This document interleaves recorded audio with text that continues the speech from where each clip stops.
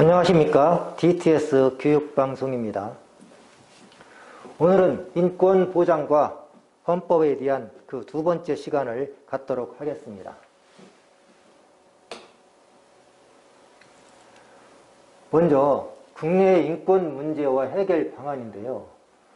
우리 사회의 인권 문제는 특히 사회적 소수자 차별 문제가 크게 대두되고 있어요.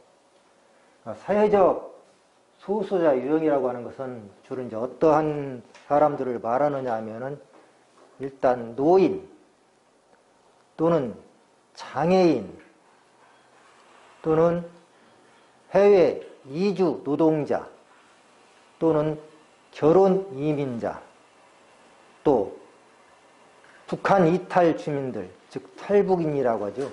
이런 사람들이 우리 사회의 사회적 소수자 유형인데요. 이러한 사회적 소수자들에게 나타나는 인권 문제가 있습니다. 특히 이제 장애인들은 움직이기가 어렵잖아요. 또한 직장에서 취업하기가 곤란합니다. 또 이제 결혼 이민자들의 경우에는 우리나라에 와가지고 서로 문화적 차이가 있어가지고 소통하기가 어려운 그러한 면들이 있고요. 또 노인들 이 사회에서 많은 차별 같은 것을 비슷하게 받고 있습니다. 이러한 사회적 소수자 인권 문제 해결 방안으로서는 먼저 개인적 차원으로서 본인들 스스로가 그러한 것들을 자각하고 이를 극복하기 위한 노력을 해야 되고요. 사회적 차원에서는 여러 가지 정책이라든가 법령 이런 것들을 통한 제도적 정비를 통해서 이 사회적 소수자 인권 문제를 해결하도록 해야 되겠습니다.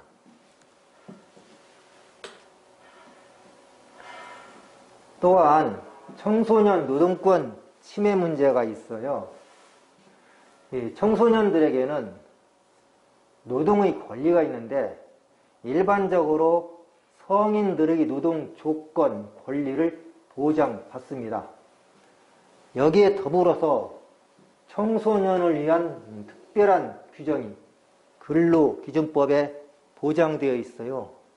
예를 들면은 청소년들에게는 위험한 일을 시켜서는 아니 된다든가 또는 유해한 환경업에 종사해서는 안 되도록 이렇게 규정이 되어 있습니다. 특히 청소년 노동권 침해 문제에 있어서는 최저임금 보장 문제가 대두되고 있는데요. 많은 청소년들이 최저임금도 보장받지 못하고서 업소에서 또는 업체에서 일하는 경우가 있습니다. 그리고 또한 근로계약서를 작성하지 않고서 그냥 임의로 일을 하는 경우가 있어가지고 많은 인권 침해 요소가 나타나고 있습니다. 청소년 노동 인권 문제 해결 방안은 마찬가지로 개인적인 차원에서 청소년들이 스스로가 자기 자신의 노동 인권 보장을 위한 노력을 해야 되고 또 자각을 해야 됩니다. 아울러 사회적 차원에서는 이 청소년들이 노동 인권을 보장하기 위한 정책, 제도가 마련되어 가지고 청소년들이 보호받으면서 노동 현장에서 일할 수 있는 조건이 만들어져야 된다고 생각됩니다.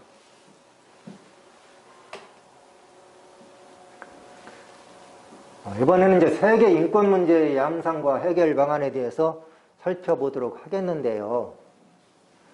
세계 인권 문제의 양상은 주로 정치, 경제 체제의 문제 또는 어느 나라의 낮은 경제 수준으로 인해서 받게 되는 인권 침해 문제 또는 특정 종교나 문화적인 이유 때문에 인권 문제가 나타나는 그러한 경우들이 있어요.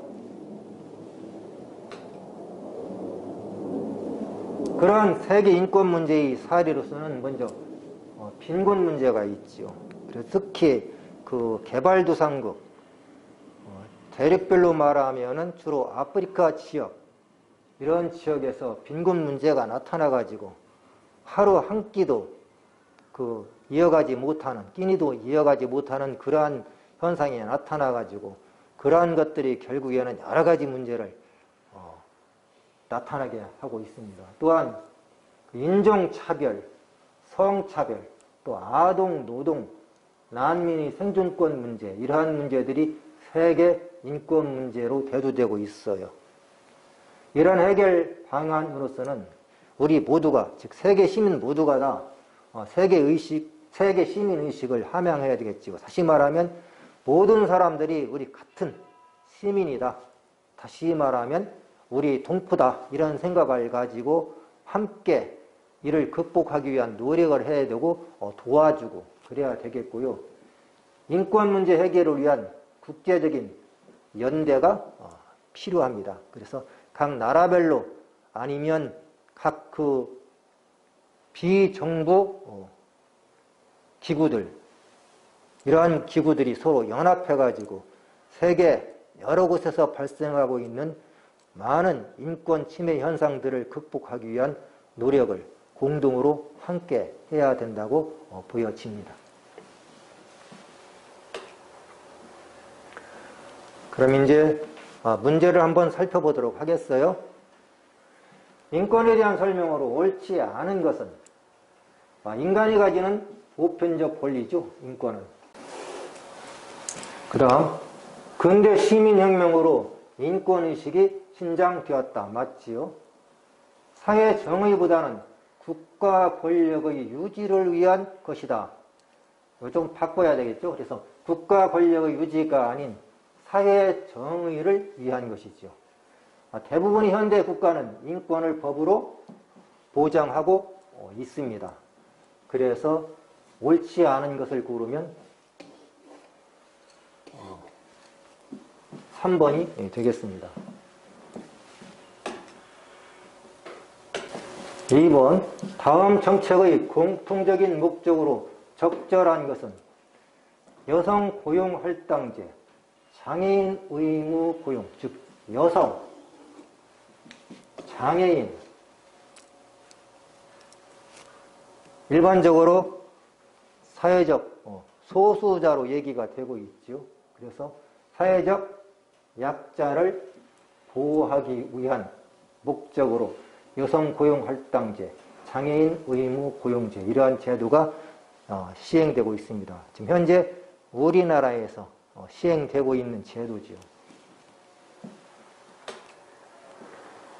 3번, 다음 설명에 해당하는 사회 참여 방법은 국민이 일정한 사항을 국가기관에 문서로 작성하여 그 처리를 요구하는 것이다. 이건 청원이죠.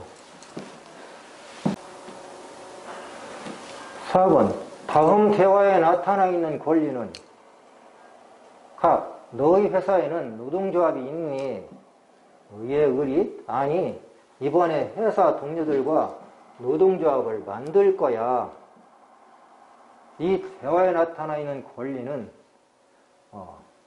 노동 3권 중에서 단결권이죠. 단결권. 그 정답은 2번이 되겠어요. 5번, 다음 내용에 해당하는 기본권은 모든 국민은 성별이나 종교, 사회적 지위 등을 이유로 차별받지 않을 권리를 가지고 있다. 이건 딱 보니까 평등권이죠. 평등권은. 차별받지 않을 권리. 그래서 답은 1번이 되겠어요.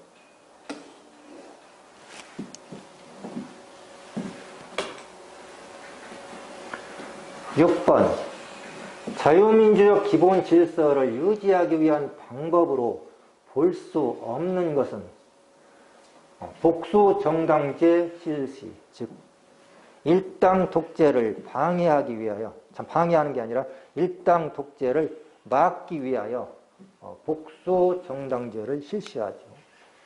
그 다음 국가의 권력을 셋으로, 즉 입법권, 행정권, 사법권, 그래서 입법권은 국회에, 사법권은 법원에, 행정권은 정부에 나눠가지고 서로 견제와 균형을 취하도록 하고 있습니다.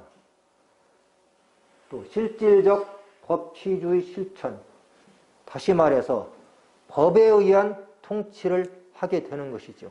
그 법에 없는 그러한 통치를 하지 않는 것입니다. 언론에 대한 검열과 통제, 언론에 대한 검열과 통제는 다른 말로 말하면 언론을 국가 권력이 장악을 해가지고 자기들 임의대로 그 자기들의 정책을 홍보한다든가 이렇게 강제성을 띠는 그런 것을 말합니다. 따라서 이 언론에 대한 검열과 통제는 없어져야 되겠죠. 그래서 이 자유민주적 기본 질서를 유지하기 위한 방법이 아닌 겁니다. 그래서 여기에서 답을 고르면 4번이 되겠어요.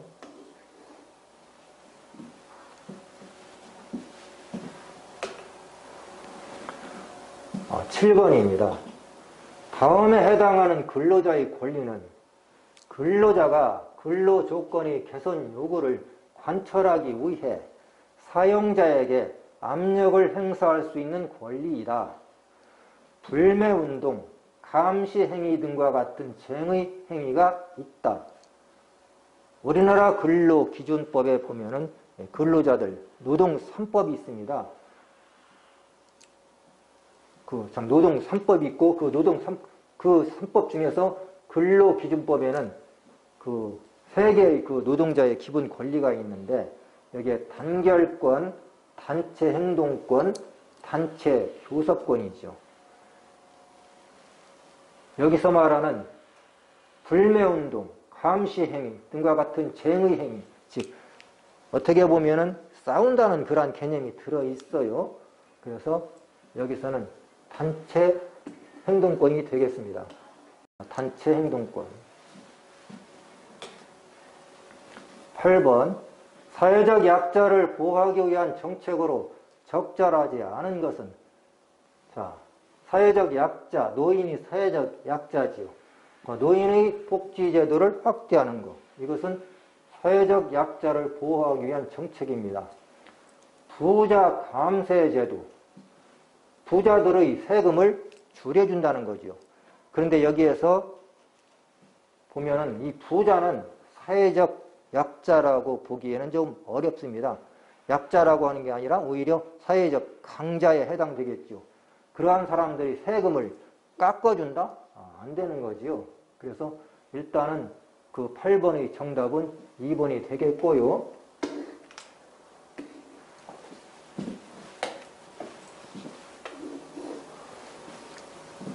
장애인 의무 고용제 시행. 그 장애인도 사회적 약자입니다. 그래서 이러한 그 기업이나 공공단체에서 장애인들을 고용하게 되면은 능률이 오르지 않으니까 기피하는데 법으로 몇 퍼센트 이상까지는 장애인을 의무적으로 고용을 하라 이러한 규정이 있고, 또한 어떤 그 기업이나 공공단체에서 장애인을 일정 비율 이상 고용을 하면은 또한 정부에서 예산 지원을 한다든가 이러한 것들이 지금 시행되고 있어요.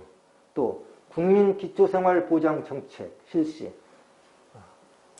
그 생계 수단을 유지하기 위해서 소득이 아주 작은 경우, 즉 쉽게 말해서 먹고 살기 힘들 정도의 그러한 소득을 갖고 있는 사람들에게 국가에서 어느 정도의 그 생계 지원을 합니다. 그래서 국민기초생활보장정책, 이것이 바로 그러한 그 어려운 경제적 저소득자들을 지원하기 위한 정책인데, 마찬가지로 사회적 약자를 보호하기 위한 정책이죠.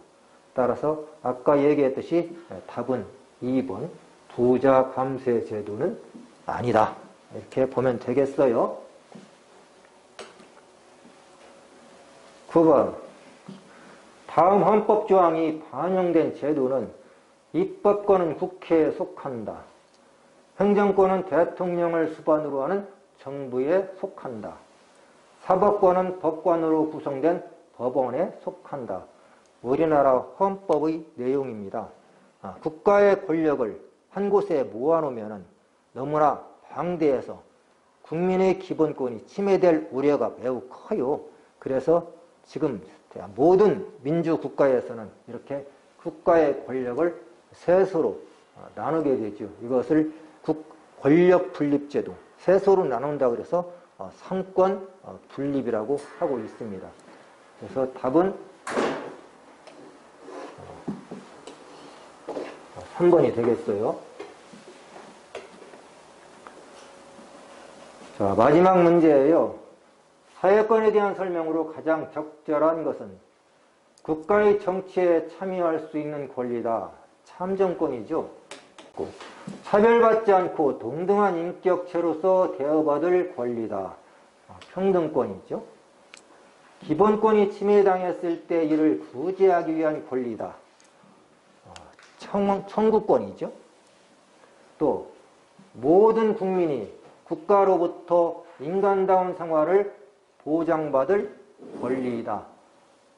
바로 이 4번이 사회권에 대한 설명이 되겠어요.